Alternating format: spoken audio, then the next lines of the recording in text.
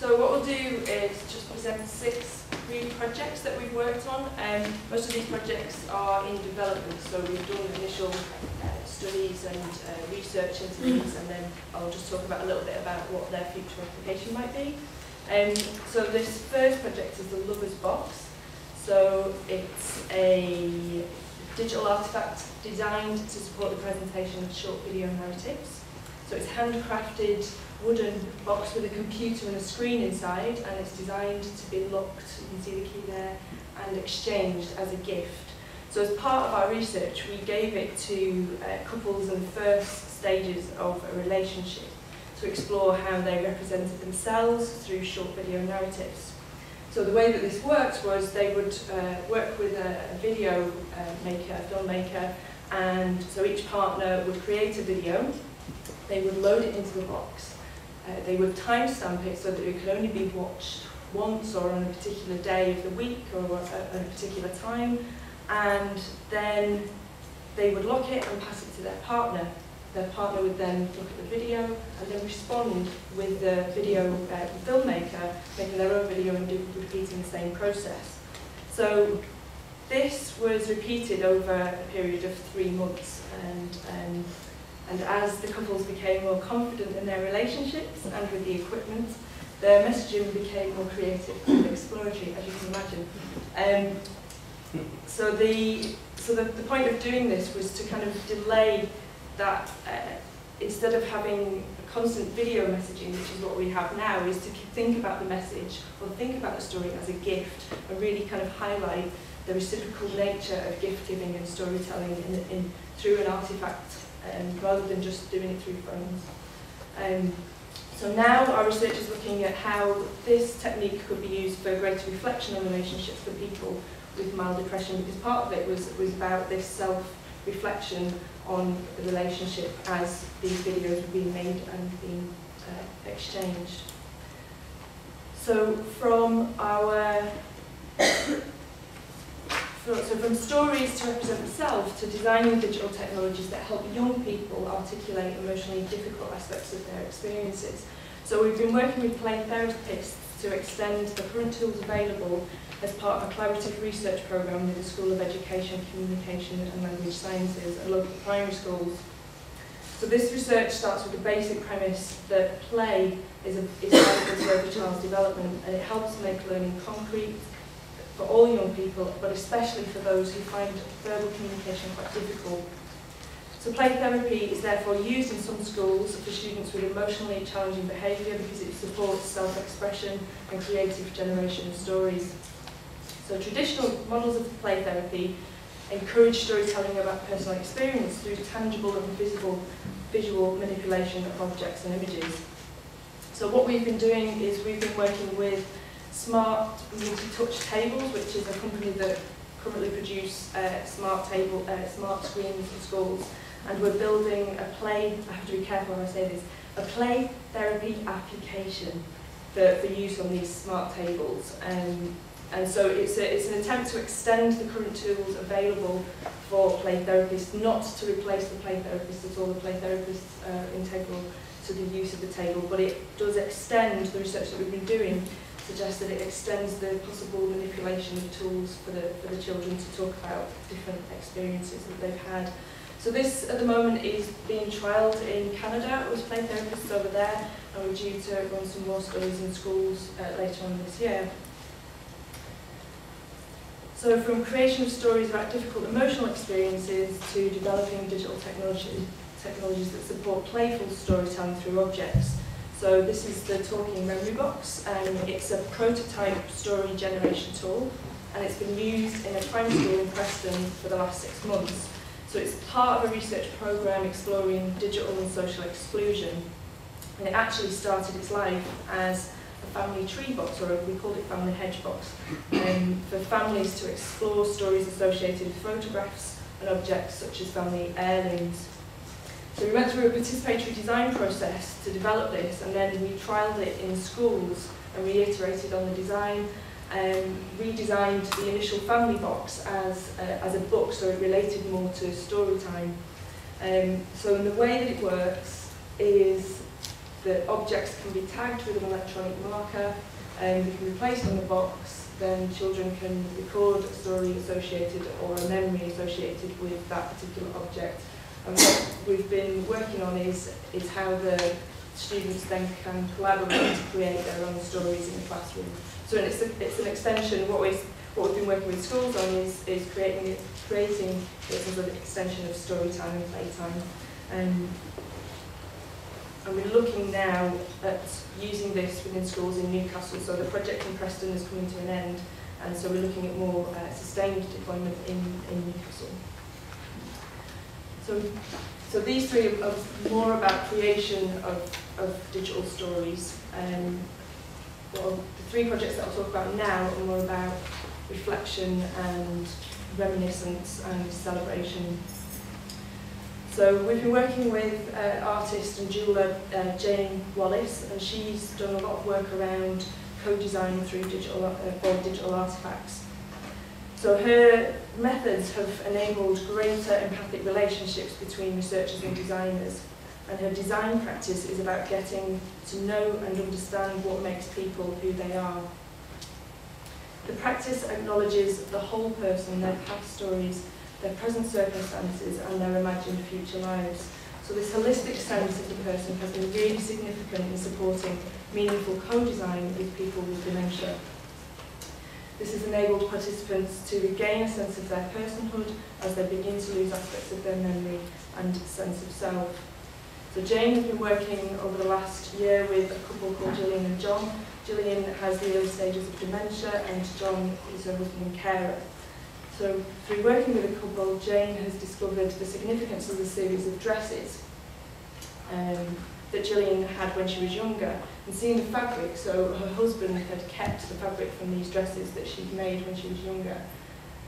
Seeing this fabric provoked a lot of memories to come back for Gillian. So through a process of co-design, Jane has created a jewellery box that records songs and stories associated with each of the fabric pieces linked to these dresses.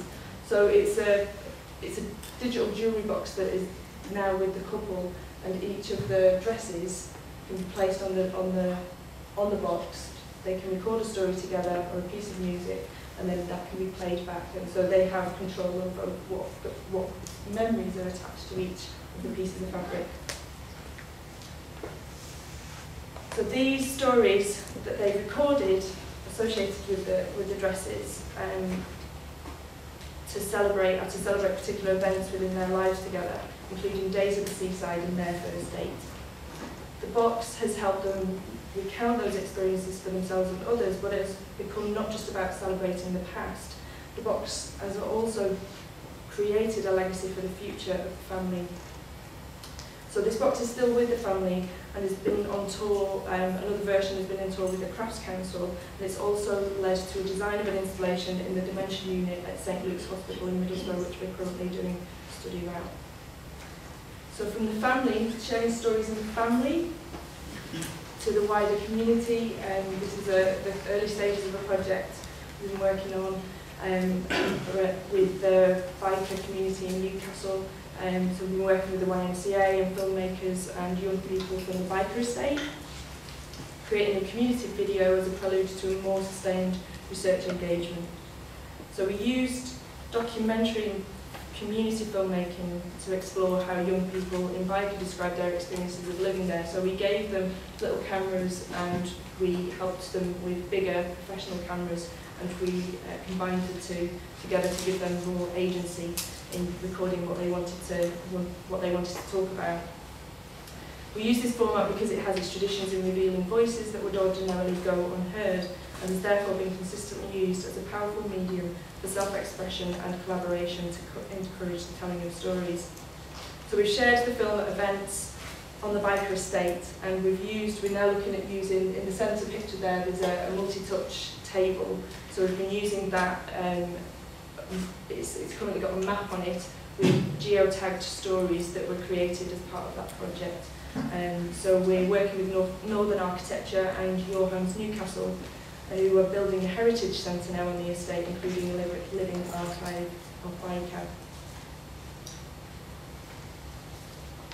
So from designing to specific communities connected by their location to more dispersed communities connected by particular interests and experiences. So this is the Great North Run exhibition last year at the Great North Museum. We designed an interactive exhibit to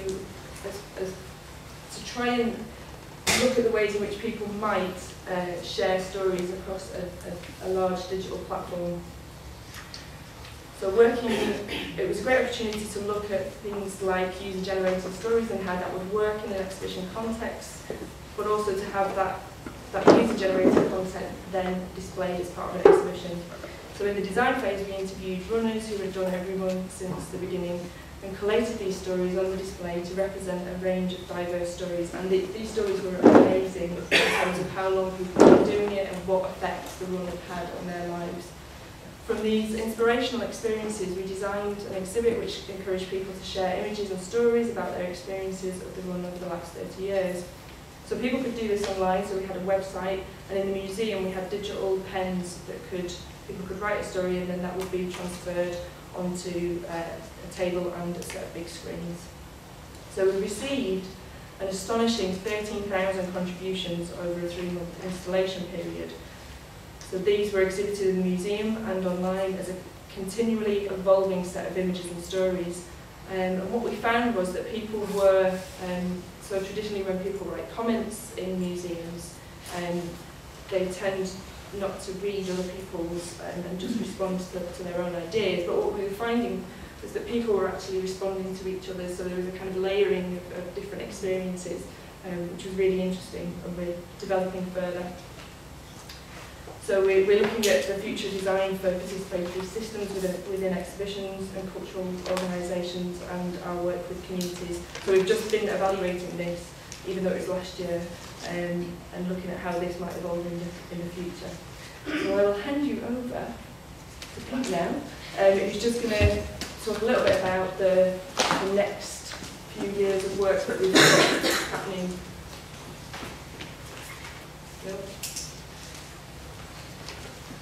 So I won't actually say too much, we're just about out of time, but we're a very open or forward, outward-facing research group. We're very interested in collaborations, and as you can see, much of our work involves collaborations with community and with other organisations, and we have got several projects, both ongoing and just starting, which offer further opportunities for collaboration. So we have this project called the Social Inclusion and Digital Economy project, which is a large project which is running for another 3 years, and very much part of that is the work that we saw with the people with dementia, for example, comes out of that, and it's a very responsive project where we can deliver resources to projects which are relevant to the overall programme of social inclusion. We've got a new project starting in January called the Creative Exchange, which is a knowledge exchange project lasting 4 years, where the idea is that we bring arts and humanities researchers together with creative industries and third sector organisations around the development of participatory platforms, thinking about the new media, citizen-produced content, radical personalisation of archives and access to archives and those kinds of issues, and that's very much driven not by the academics but by the industry. And we've got other projects working in the area of health, where we're going to be looking at these different kinds of ways of engaging patients, and particularly around the older people's services, to involve them in the design through this kind of digital storytelling. So there are lots of projects there which are very kind of open and happening, and there's lots of potential for collaboration. Okay. So thank you.